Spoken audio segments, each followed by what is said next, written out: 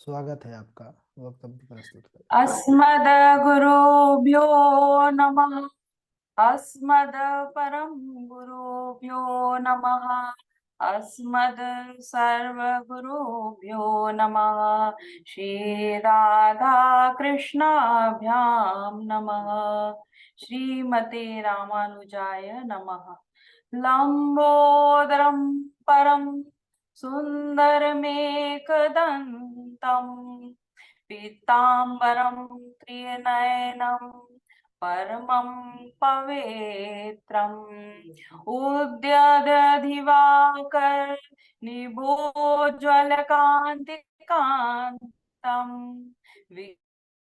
विघ्नेश्वरं सकल विघ्नहरं स्वरूपम् ततो वा कलत्रं यश्चारुचित्रं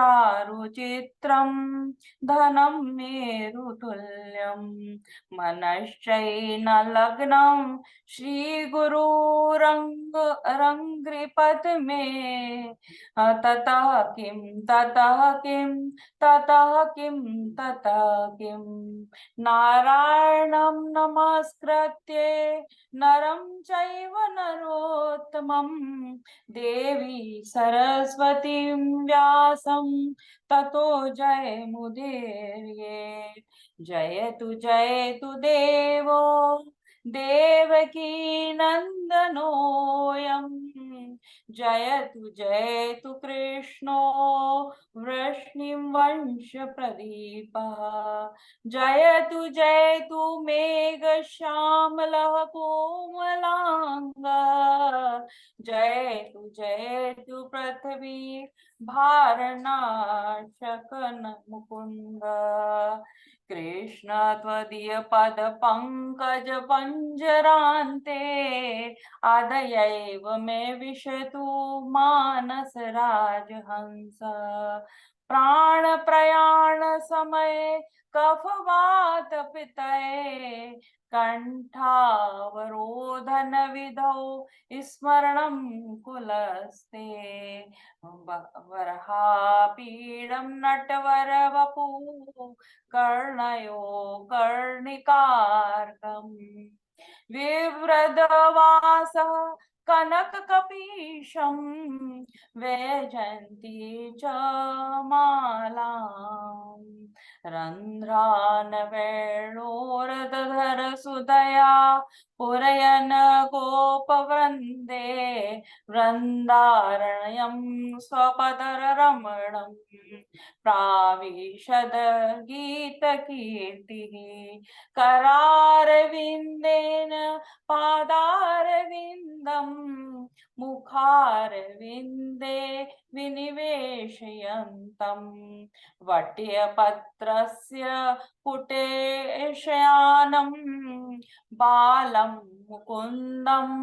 मनसा स्मरामि रामाय रामभद्राय रामचन्द्राय वेधसे रघुनाथाय नाथाय सीताय पते नमः अंजनानंदनं वीरं जानकी शोकनाशनं कपीशमक्षहन्तारं वन्दे लंका भयङ्करम् मूकं करोति वाचालं पंगुं लंघयते गिरिं यत् कृपातमहं वन्दे परमानंद माधवम्। प्रभु के चरण अरविंदों की दासी को बार बार मैं प्रणाम करती हूँ।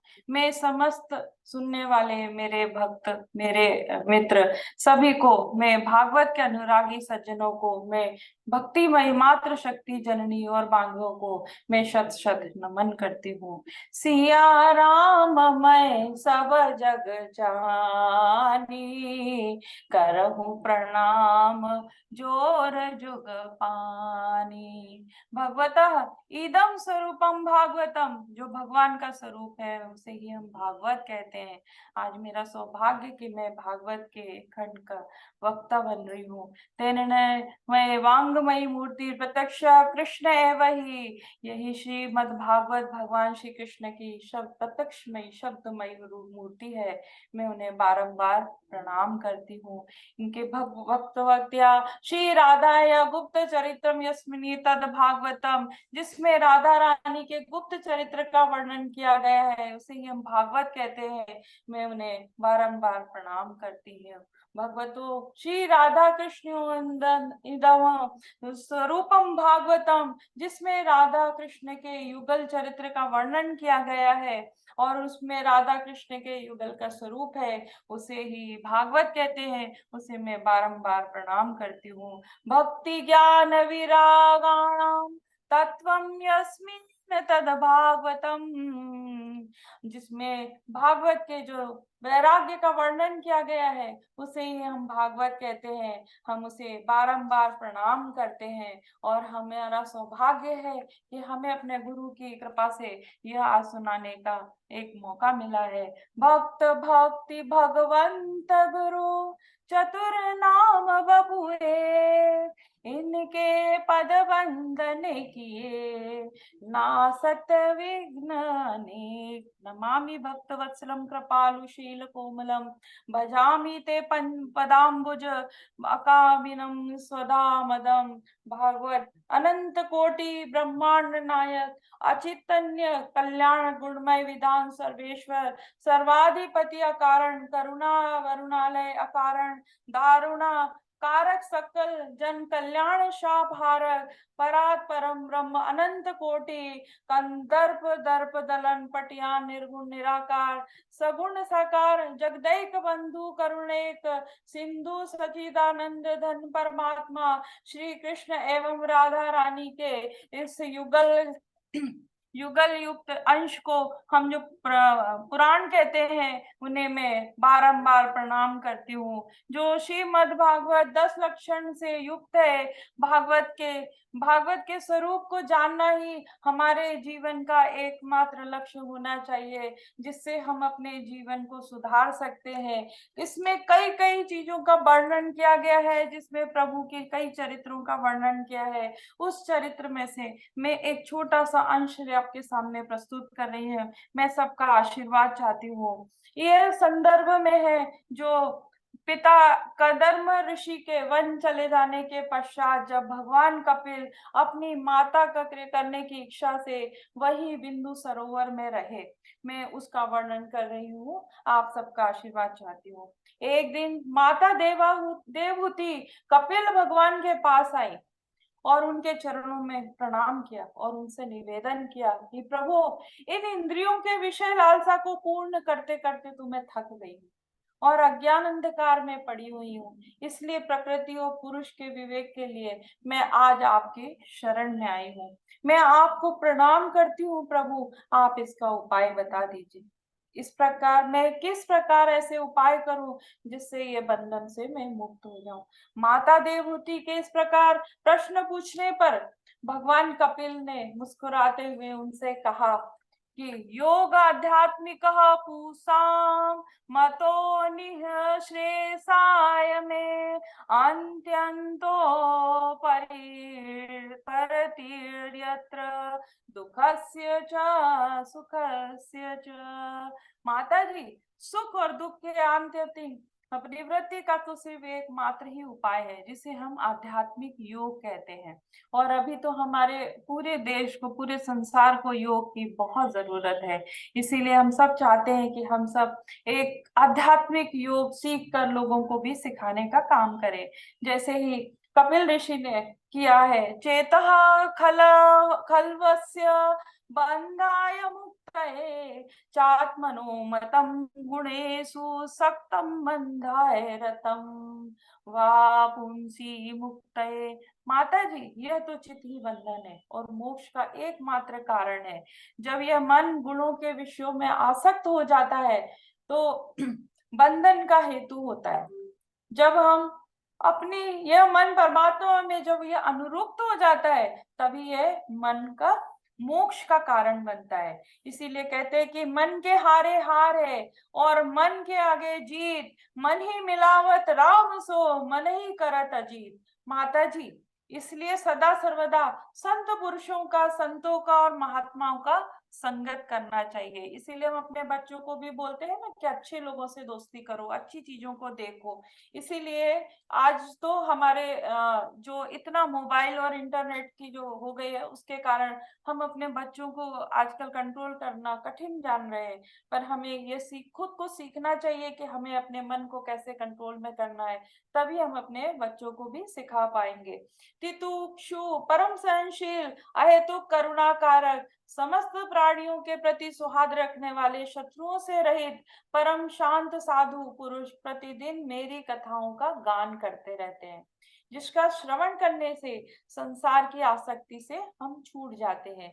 मुझ में से ही प्रेम उत्पन्न होता है और मेरी भक्ति की प्राप्ति होती है। माता देवाहुति आगे पूछती है कि प्रभु, मुझ जैसी अबला स्त्री के लिए आप किस प्रकार की भक्ति को उचित मानते हैं, जिसको करने से मैं सफलता से निर्वाण पद को प्राप्त कर सकूंगी, है ना। क्योंकि हमारे सांसारिक जीवन में हमें कठिन हो जाता है कि हम किस तरह से अपने आप को मोक्ष की राह में लेकर जाए। तो कपिल भगवान के शब्द को ध्यान से सुनिए कि भगवान कपिल कहते हैं कि माता जी, मेरी निष्काम भक्ति मुक्ति से भी श्रेष्ठ है। जैसे जठरानल में खाए हुए अन्न को पचा देती है, उसी प्रकार निष्काम भक्ति कर्म संस्कारों से प्राप्त होने वाले इस लिंग शरीर को भी जलाकर भस्म कर देती है। माता जी, संसार में सबसे बड़ा साधन यही है कि तीव्र भक्ति योग के द्वारा मन मुझ में लगाकर स्थिर हो जाए।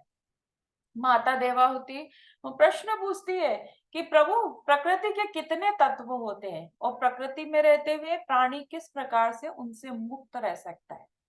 माता देवहूति के इस प्रकार प्रश्न पूछने पर कपिल भगवान कहते हैं कि माता जी, पृथ्वी, जल, तेज, वायु, आकाश, यह पंच महाभूत है। शब्द, स्पर्श, रूप, रस, गंध, ये तन्मात्राएं है। मन, बुद्धि, चित्त और अहंकार, ये हमारे अंतःकरण है। और हमारी 10 इंद्रिया जो 24 प्रकृति के तत्व से मिली हुई है। माता जी, जिस प्रकार जल में पड़ने वाले सूर्य के प्रतिबिंब पर जल की शीतलता, चंचलता आदि गुणों का संबंध नहीं होता, उसी प्रकार प्रकृति के कार्य इस शरीर में रहने वाली आत्मा भी प्राकृतिक सुख दुख आदि धर्मों में से लिप्त नहीं होती।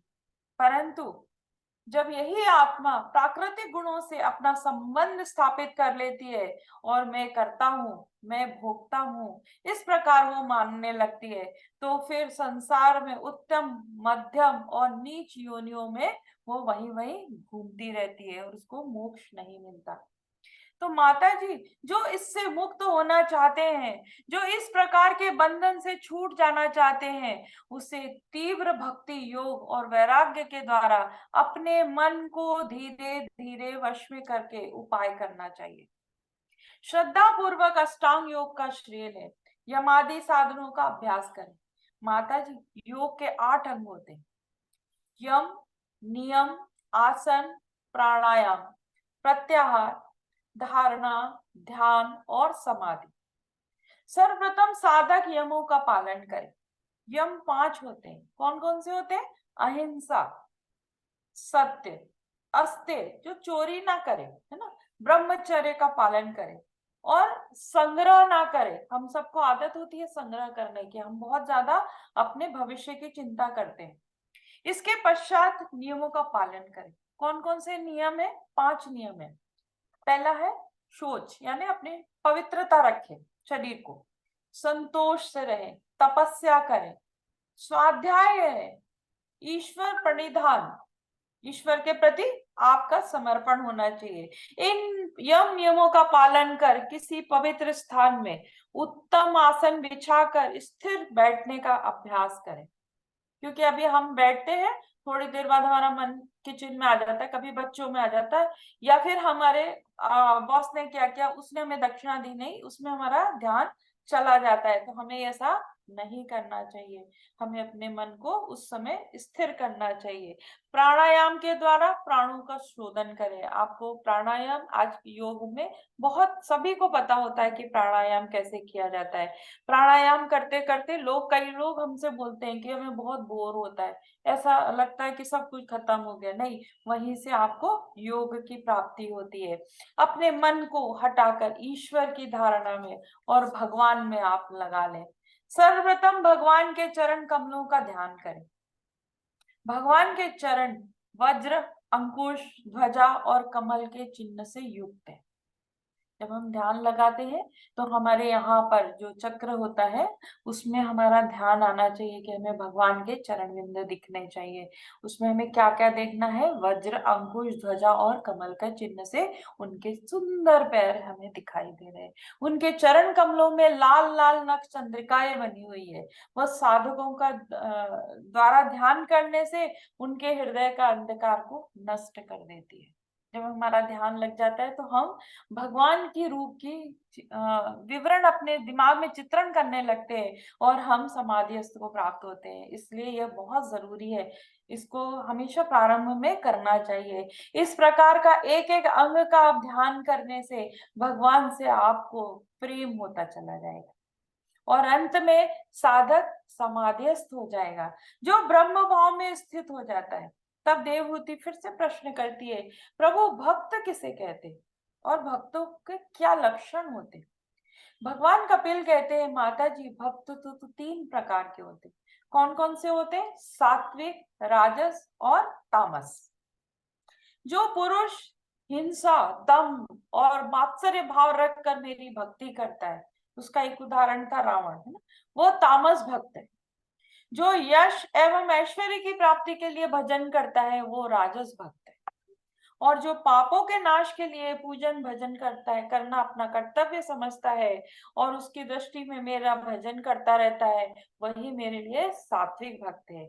तो माता जी इसके अलावा मेरा एक और भक्त होता है जिसे वो क्या कहते हैं? निर्गुण भक्त। मुझे छोड़कर सालोक्य, साष्टी, सामीप्य, सारूप्य और सायुज्य, इन 5 प्रकार के मोक्ष को भी कोई वो चाहता नहीं है कि मेरा कुछ मोक्ष हो जाए। उसका सिर्फ एक ही उद्देश्य होता है, प्रभु के भजन में लीन हो जाता है। वही भक्त कौन होता है? निर्गुण भक्त होता है। माता देवहूति पूछती है, प्रभु जो जीव देह और गेह में आसक्त हो जाता है उनकी क्या गति होती? कपिल भगवान कहते हैं कि माता जी देह और गेह में आसक्त पुरुष जब कभी भी किसी भी प्रकार का दुख का प्रतिकार करने में सफल हो जाता है तो उसे ही वो सुख मान बैठता है। वो अनेकों प्रकार की हिंसा आदि क्रूर कर्मों से एक धन इकट्ठा करता जाता है और वही उसका कर्तव्य होता है कि वो अपने परिवार का पालन कर रहा है और वो कहता है कि मैं तो अपना कर्तव्य का निर्वाह कर रहा हूँ।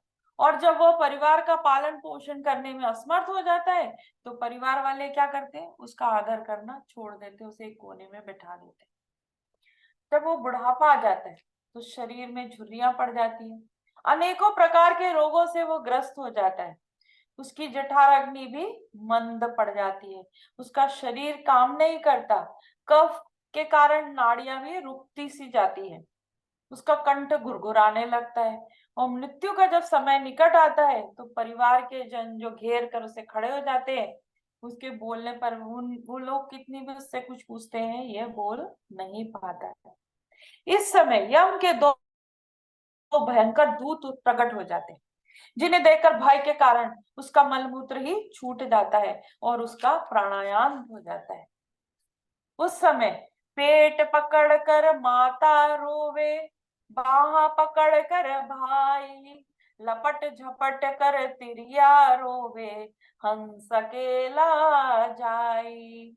जब लगी जीवे माता रोवे, बहन रोवे 6 मास, 13 दिन तक तिरिया रोवे, फिर करे घरवास। 4 गजी चर गजी मंगाया, चढ़ा काट की घोड़ी, चारों कोन आग लगा दियो, फूक दियो जस होरी। ऐसा ही होता है ना। जिस शरीर को इतना सजाया धराया जाता है, हम अनेकों प्रकार के क्रीम लगाते हैं, परफ्यूम से सजाते हैं, अनेक चीजों को लिपस्टिक लगाते रहते हैं, इत्यादि का प्रयोग करते रहते हैं, उस शरीर की आखिरी में क्या गति हो जाती है? हाड़ जरे जस लाकड़ी, केस जले जस घास, सोने जैसी काया, जल गई कोई नायो पार। कहत कबीर सुनो भई साधो, छोड़ो जग की आस। हार जरे जस लाकड़ी, केस जले जस घास। यमदूत उसे यातना देह में डालकर नरक में ले जाता, वहां अनेकों प्रकार की यातनाओं को भोग, वो पृथ्वी में सूकर कुकर यानी कि सुअर और कुत्ता आदि योनियों में के कष्टों को भोग कर अंत में मनुष्य शरीर को प्राप्त होता है। उस समय यह माता के गर्भ में 5 रात्रि में बुलबुले के आकार का हो जाता है, छोटा छोटा हो जाता है। 10 दिन में वो बेर के आकार का होता है, 20 दिन में एक अंडे के बराबर होता है, 1 महीने में उसका सिर निकल आता है, 2 महीने में हाथ पैर छोटे छोटे उत्पन्न हो जाते हैं, और तीसरे महीने में नख, रोम और हड्डियां, चमड़ी और स्त्री पुरुष के चिन्ह उत्पन्न होने लगते हैं। चौथे महीने में 7 धातुएं उत्पन्न होती है, और 5वें महीने में भूख प्यास सब लगने लगती। छठे महीने में जेड़ से बंधा हुआ, जो नाभि से, माता की नाभि से बंधा हुआ रहता है, उसको जेर कहते हैं, माता के दक्षिण कोण कोख की तरफ वो घूमने लगता है। उस समय माता के खाए हुए अन्न से उसको अनेक धातुएं बनती है, उसका शरीर बनना शुरू होता है। ये इस तरह वो मल मूत्र के गड्ढे में पड़ा रहता है। माता जो भी कड़वा, तीखा, गरम जो भी खाती है, उसके शरीर में वेदना होती है उससे। उस समय वह व्यथित होकर हाथ जोड़कर भगवान की सिर्फ स्तुति करता है। सोहम वसन्नपि विभो बहु दुख वासम, गर्भान्न निर्जिगमिषे बहिरन्धकूपे, यत्रोपयातमुप सर्पति देव माया, मिथ्या मदिर्यदनु संस्रति चक्र मेदत। प्रभु, यद्यपि इस गर्भ में अनेक प्रकार के दुख है, तथापि मैं यहाँ से बाहर नहीं निकलना चाहता हूँ, क्योंकि बाहर निकलते ही आपकी माया मुझे फिर से घेर लेगी, जिसके कारण बारंबार संसार चक्र में मुझे फिर से पड़ना पड़ता है। परंतु प्रभु, इस बार मैं जन्म लेकर आपका भजन करूंगा, ऐसा मैं प्रयास जरूर करूंगा, और मुझे पुनः इस गर्भ में न आना पड़े। वो इस प्रकार की स्तुति करता है। उस समय प्रसूति वायु से उसे बाहर ढकेलती है, उसका जन्म हो जाता है, और जन्म लेते ही गर्भ का ज्ञान भी उसका नष्ट हो जाता है, और वो जोर जोर से रोने लगता है। जैसे पृथ्वी में गिरते ही बरसाती पानी में गंदला हो जाता है, ऐसे ही जन्म लेते ही जीवों के अनेक संबंध स्थापित हो जाते हैं। वो बाल्य होता है, फिर कुमार अवस्था में जाता है, और कई दुखों को भोगता है, कभी सुख का भाव को प्रकट करता है, और ऐसे करते हुए वो युवा अवस्था को प्राप्त होता है। उस समय उसकी बहुत सारी मनोकामनाएं आ जाती, उसको शादी करना, उसे कैरियर बनाना है, बहुत सारी चीजों को वो अपने दिमाग में सोचने लगता है, और वो उसके लिए प्रयासरत भी होता है। जब उसकी कामनाएं पूर्ण नहीं होती तो क्या होता है, उसे बहुत गुस्सा आता है। हम कहते हैं ना, ये यंग है, बहुत गर्म खून है इसका, और वह स्त्रियों, बाद में उसकी शादी होती है, या अपनी दोस्त बनाते हैं, और स्त्रियों के हाथों का खिलौना बन के रह जाता है। माता जी, स्त्री रूपिणी माया का बल तो देखो, जो बड़े बड़े दिग्गज वीरों को अपनी भ्रकुटी विलास मात्र से ही कुचल देती है। माता जी, जो योग के परम पद को प्राप्त करना चाहते हैं, उन्हें कभी भी स्त्रियों का संग नहीं करना चाहिए। कपिल भगवान ने जब इसका मतलब यह नहीं होता कि आप अपने धर्म का पालन ना करें, आप गृहस्थ जीवन में नहीं जाए, अन्यत्र स्त्रियों को देखना वर्जित हो जाता है। कपिल भगवान ने इस प्रकार का उपदेश दिया, माता देवहूति के अज्ञान का पर्दा समाप्त हो गया। उन्होंने कपिल भगवान को प्रणाम किया और ब्रह्म स्वरूप को प्राप्त हो गई। उनका शरीर सिद्धदिदा नदी के रूप में परिणित हो गया। जिस स्थान पर उन्हें सिद्धि मिली थी उसे सिद्धिप्रद नाम से विख्यात किया गया। अपनी माता की मुक्ति को देखकर कपिल भगवान पूर्व उत्तर कोण के ईशान में गंगा सागर चले गए। बोलिए कपिल भगवान की जय। ब्राह्मणो गुण वैष्म्याद विसर्ग पौरुष स्मृतः। ब्रह्मा जी से लेकर चराचर जगत की जो स्थूल सृष्टि है यही विसर्ग है। इस प्रकार हमने चतुर्थ स्कंद में भी इस चीज का को सुना था। हमने इसमें वर्णन किया था गुरु जी ने कि 31 अध्यायों में 4 पुरुषों का जो भी वर्णन किया गया है, जैसे दक्ष प्रजापति के चरित्र के माध्यम से, धर्म पुरुषार्थ का, ध्रुव चरित्र के माध्यम से अर्थ पुरुषार्थ का, और काम पुरुषार्थ के रूप में पृथु चरित्र का, जो भी मोक्ष पुरुषार्थ के रूप में पुरंजन का उपाख्यान का वर्णन किया गया है। मनोऽस्तु शतरूपाया तिस्रः कन्याश जगिरे आपूर्तिर्देवहूतिश्च प्रसूतिरिति विश्रुता। इस प्रकार श्री मैत्रेय जी कहते हैं कि विदुर जी से स्वयंभू मनु और महारानी शतरूपा की आकृति, देवहूति और प्रसूति नामक 3 कन्याएं हुई। आकुति का विवाह रुचि नाम के प्रजापति से हुआ था, जिससे यज्ञ नारायण का जन्म हुआ था। अभी बोलिए यज्ञ नारायण भगवान की जय। भक्त वत्सल भगवान की जय। इनका विवाह दक्षिणा देवी से हुआ और यज्ञ पूर्ण तभी होता है जब यज्ञ में ब्राह्मणों को भरपूर दक्षिणा दी जाए।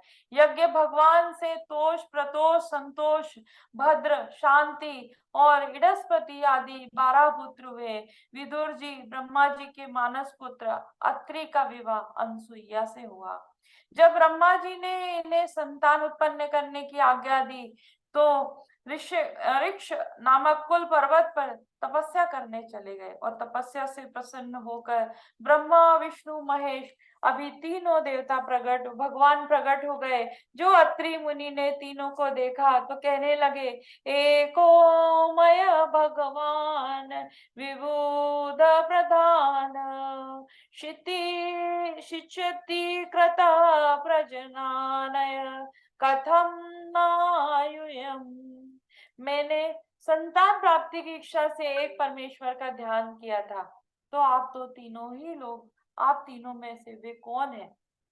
तो भगवान नारायण ने कहा, मुनि अत्रि, तुमने आज जिस ईश्वर का ध्यान किया था वह हम तीनों ही है। मैं पालन करता हूँ, ब्रह्मा जी रचना करते हैं और शिव जी संहार करते हैं।